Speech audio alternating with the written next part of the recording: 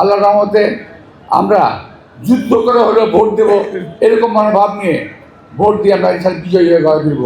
নামাজ, জোহরের নামাজ হয়তো অফিসে পড়েন, মাগরিব, আসর, মাগরিব এবং এশার নামাজে যদি আপনারা একটু মসজিদের মুসল্লিদের সঙ্গে কথাবার্তা বলেন, একটু দোয়া চান, ভোট চান, অথবা আপনার প্রতিবেশীকে কনভিন্স করেন, রাস্তায় একটু হাঁটেন, বাজারে একটু হাঁটেন, ভোট দেওয়ার কথা বলে ধানের শীষে, আমি অত্যন্ত কৃতজ্ঞ থাকবো। পক্ষান্তরে এতে ইনশাল্লাহ আপনাদের উপকার হবে। সবাই যখন ভালো থাকবে, আমিও ভালো থাকবো, আমার ভালো লাগবে।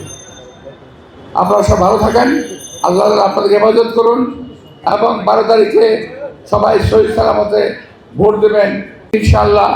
আল্লাহর রহমতে আমরা যুদ্ধ করে হলেও ভোট দেব, এরকম মনোভাব নিয়ে ভোট দিয়ে আমরা ইনশাআল্লাহ বিজয়ী হয়ে ঘরে ফিরব। সবাইকে ধন্যবাদ। আল্লাহ হাফেজ।